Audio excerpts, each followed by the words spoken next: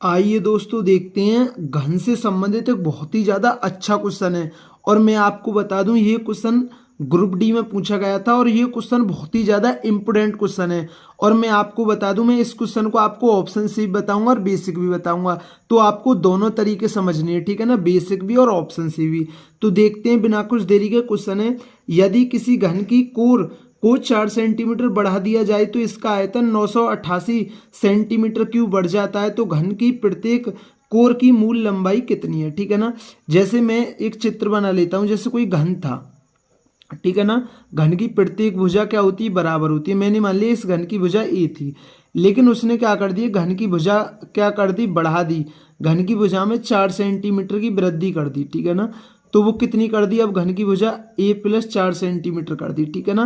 पहले ए सेंटीमीटर थी, अब कितनी होगी, ए प्लस 4 सेंटीमीटर होगी।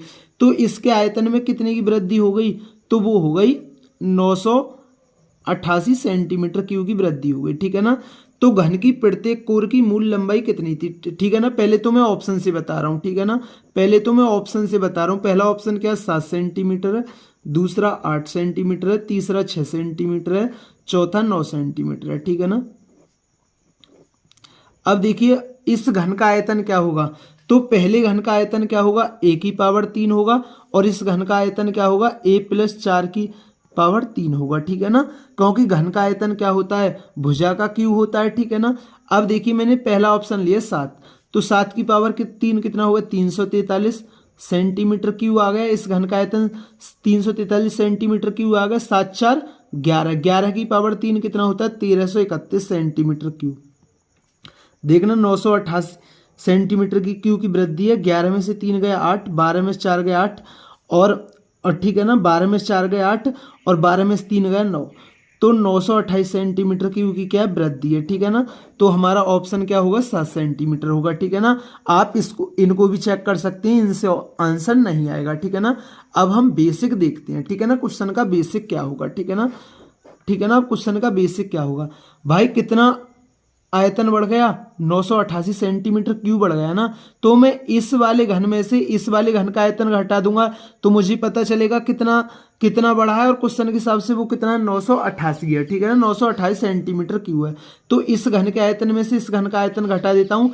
इस घन का आयतन क्या होगा, भुजा का क्यूब, मैं तो इस घन का आयतन घटा दिया, तो मेरे हिसाब से इतना बढ़ा है। क्वेश्चन में कितना है, वो 988 सेंटीमीटर क्यूब है, ठीक है ना।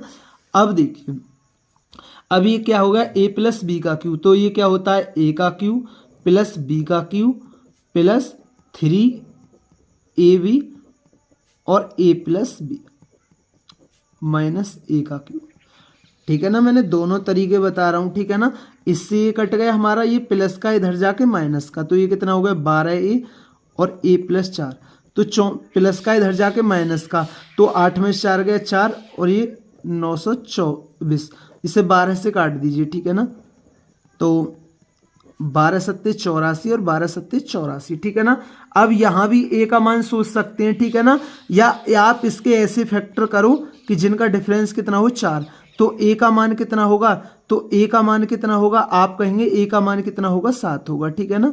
ए का मान कितना होगा आपका, तो आप कहेंगे 7, ए का मान 7 होगा। ए प्लस 4 का मान कितना होगा, 11 होगा, ठीक है ना। क्योंकि ए प्लस 4 बराबर आप 11 रखोगे तभी तो ए का मान 7 आएगा, और ए बराबर कितना होगा, 7 आएगा। या आप या ऐसे कर सकते थे, लेकिन या आप द्विघात समीकरण बना सकते थे, ठीक है ना।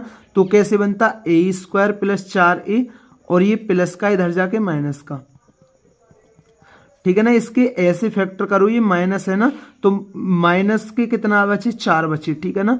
तो 11 सत्ते 77, ठीक है ना। तो ए square plus 11a minus 7a।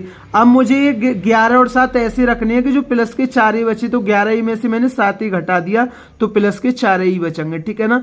और ठीक है ना, माइनस 77 बराबर 0, तो a प्लस 11 और माइनस 7 कॉमन ले लिया, तो a प्लस 11, ठीक है ना।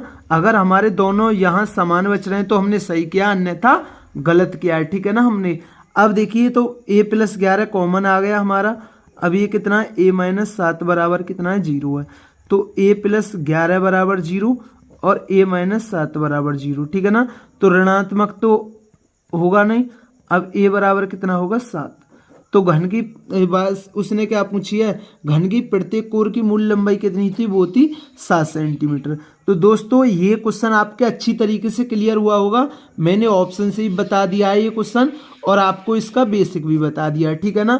और ये आपके अच्छी तरीके से क्लियर हुआ होगा। अगर दोस्तों चैनल पर नए हैं तो चैनल को जरूर सब्सक्राइब किया करें, वीडियो पसंद आई हो तो वीडियो को जरूर लाइक किया करें।